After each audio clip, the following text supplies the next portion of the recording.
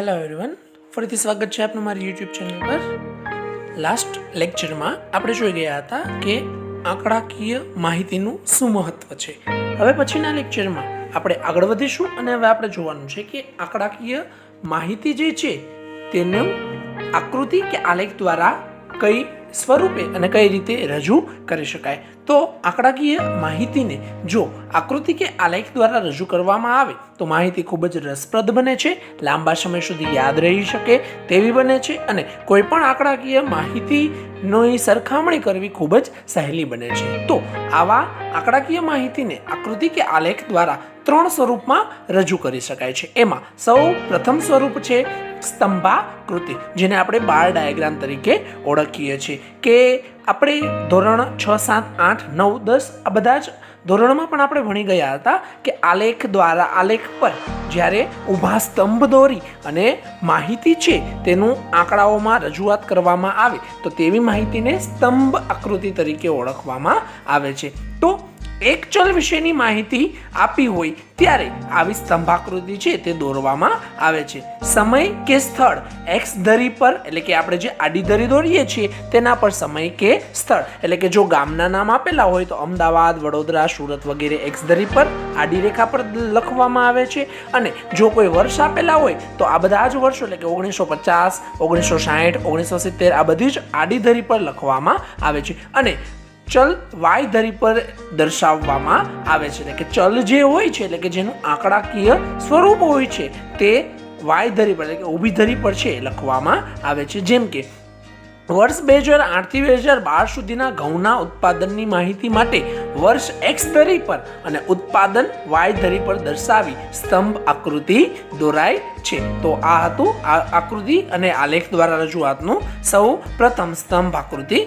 આપણે આગળ વધીશું અને નંબર 2 પર આવે છે પાસેની સ્તંભાકૃતિ. એટલે કે આપણે આગળ જોઈ ગયા એમાં એક જ સ્તંભ હોય છે ને એક જ ચલ હોય છે. જ્યારે એક જ વર્ષમાં 2 ચલ આપેલા હોય ત્યારે સામાન્ય રીતે પાસેની આકૃતિ છે એ દોરવામાં આવે છે. દાખલા તરીકે 1950ના એક વર્ષની અંદર 2 એકમો, એટલે કે 2 ચલ અલગ અલગ કિંમત ધરાવતા આપેલા હોય તો બંને સ્તંભ છે એ પાસે દોરવામાં આવે છે. તેથી તેને પાસેની સ્તંભાકૃતિ કહેવામાં આવે છે.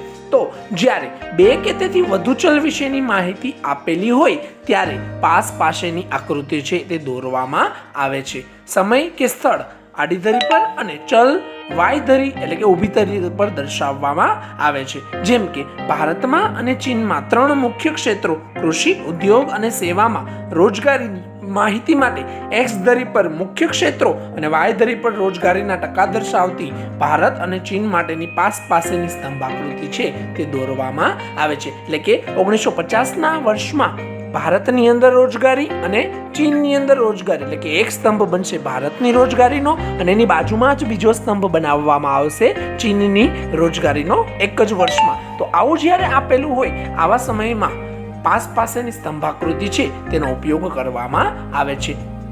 ત્યારબાદ આગળ વધીએ અને અંતિમ ચરણ જોઈએ આંકડાકીય માહિતીની રજૂઆતનું. તો તે છે વૃત્તાંશ આકૃતિ, એટલે કે વર્તુળની અંદર જે આકૃતિમાં રજૂઆત કરવામાં આવે તેને વૃત્તાંશ આકૃતિ કહેવામાં આવે છે.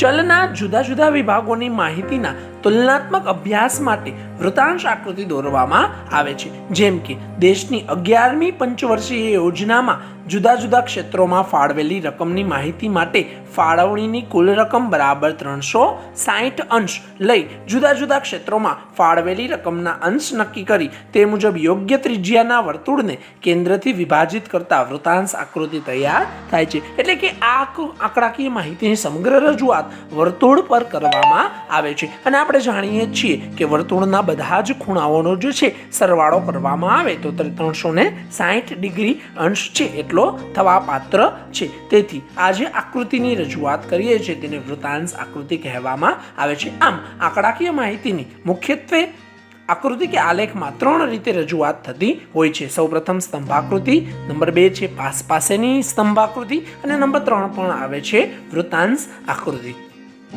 હવે પછીના આપણા ટોપિકમાં આગળ વધીશું કે આલેખ કે આકૃતિ દ્વારા આર્થિક માહિતીને રજૂ કરતા ધ્યાનમાં રાખવાની બાબતો. એટલે કે આપણને જ્યારે પણ એવું કહેવામાં આવે કે આકૃતિ અથવા આલેખ દોરો અને સામાન્ય રીતે ધોરણ 12, 11 અને 12 બંનેના વિભાગ ઈના અંતિમ પ્રશ્નમાં 5 માર્કના પ્રશ્ન તરીકે આવા આલેખ દોરવા માટેના પ્રશ્ન છે પૂછાતા હોય છે. તો આપ જ્યારે આલેખ દોરશો ત્યારે કઈ કઈ બાબત છે એ ધ્યાનમાં રાખીને ચાલશો. તો સૌપ્રથમ નંબર 1 છે આંકડાકીય માહિતીનું પ્રાપ્તિ સ્થાન વિશ્વસનીય અને સર્વમાન્ય હોય તે ઈચ્છનીય છે. એટલે આપણે જે કોઈ માહિતીનો આલેખ દોરવા માટે જઈએ છીએ તેનું પ્રાપ્તિ સ્થાન શું છે અને તે વિશ્વસનીય છે કે કેમ, અને સર્વમાન્ય એટલે કે દરેક જગ્યાએ માન્ય હોય તેવું હોય તે ઈચ્છનીય છે. તો આપણે એ પણ ધ્યાન રાખવાનું છે કે એનું પ્રાપ્તિ સ્થાન કયું છે. નંબર 2, સામાન્ય રીતે એક્સ ધરી એટલે કે આડી ધરી પર સમય, સ્થળમાં વર્ષ, દેશ વગેરે જેવા સ્વતંત્ર ચલ દર્શાવવામાં આવે, જ્યારે વાય ધરી એટલે કે ઊભી ધરી પર એકમ દીઠ બદલાતી ચલ રાશિ એટલે કે વસ્તી, ઉત્પાદન, નિરક્ષરતાનું પ્રમાણ, આયાત, નિકાસ, આવક, ખર્ચ, રોજગારી જેવા આધારિત પરતંત્ર ચલ દર્શાવવામાં આવે છે. આ આપણે આગળ પણ જોઈ ગયા હતા કે એક્સ ધરી પર ગુણાત્મક લક્ષણ ધરાવતી વસ્તુઓ દર્શાવાય છે, જ્યારે વાય ધરી પર જેનું આંકડામાં મૂલ્ય માપી શકાતું હોય તેવી વસ્તુઓ અથવા તેવી બાબતો છે એ વાય ધરી પર દર્શાવવામાં આવે છે.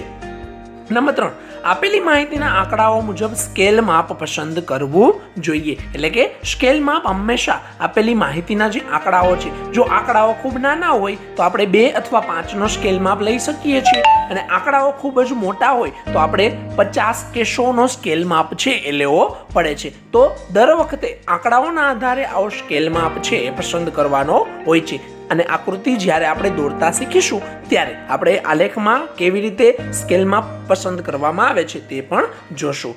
નંબર 4 પર છે આકૃતિ કે આલેખના કદ અતિશય નાના કે અતિશય મોટા ન હોવા જોઈએ. એટલે કે આપેલા માહિતીને સપ્રમાણ હોવા જોઈએ. એટલે આકૃતિ ખૂબ મોટી પણ ન હોવી જોઈએ અને આકૃતિ ખૂબ નાની પણ ન હોવી જોઈએ. એટલે કે આપેલ જે માહિતી છે એને સપ્રમાણ હોવું જોઈએ, જે આલેખ પત્રમાં પણ સરળતાથી સમાઈ જાય. તો આપણે હવે આકૃતિ દોરવા જઈ રહ્યા છીએ, તો આ તમામ બાબતો છે આપણે યાદ રાખવાની છે અને આકૃતિ દોરતી વખતે ધ્યાનમાં રાખવાની છે.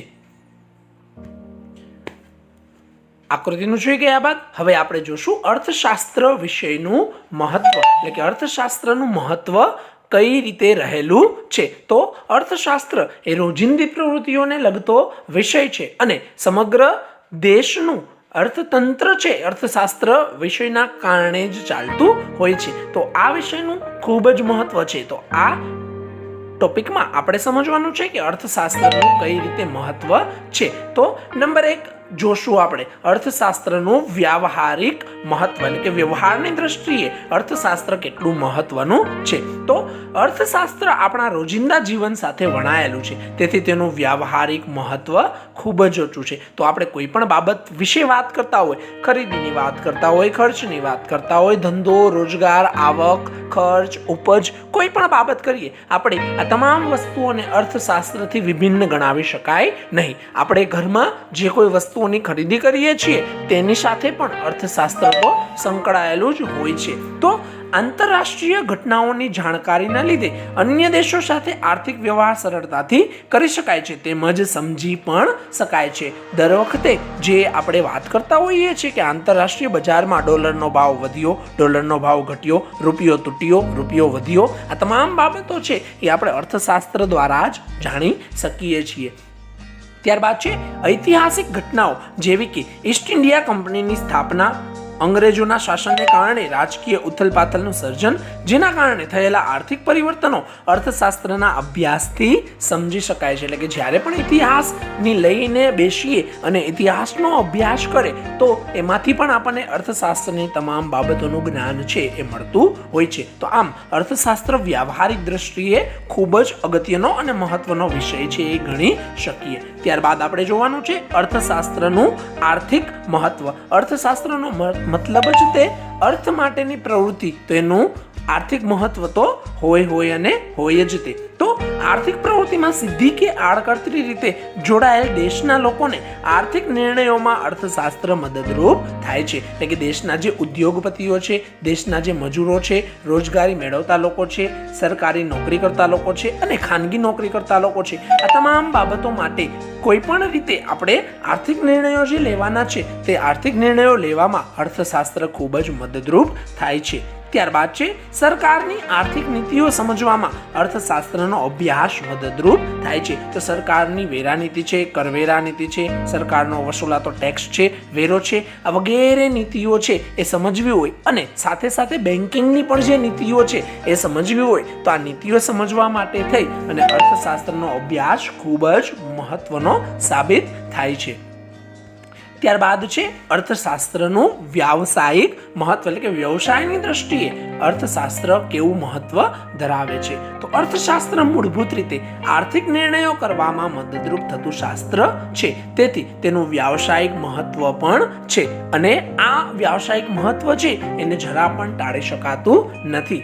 તો આર્થિક જગતમાં માનવી ગ્રાહક, ઉત્પાદક અને શ્રમિક તરીકે કામ કરે છે. આ ત્રણેય સ્વરૂપમાં માનવીને ન્યૂનતમ ખર્ચે અધિકતમ લાભ મેળવવામાં અર્થશાસ્ત્રના સિદ્ધાંતો ઉપયોગી બને છે. એટલે કે જો તમે કોઈ ખરીદનાર છો તો વસ્તુ ક્યારે ખરીદવી, ભાવ વધે ત્યારે, ઘટે ત્યારે, અથવા તો શેર બજાર સાથે સંકળાયેલા છો, જો તમે રોકાણકાર છો તો કયા સમયે યોગ્ય છે કે જેમાં આપણે ખરીદી કરી શકીએ અને વસ્તુનું વેચાણ અથવા શેરનું વેચાણ કરી શકીએ.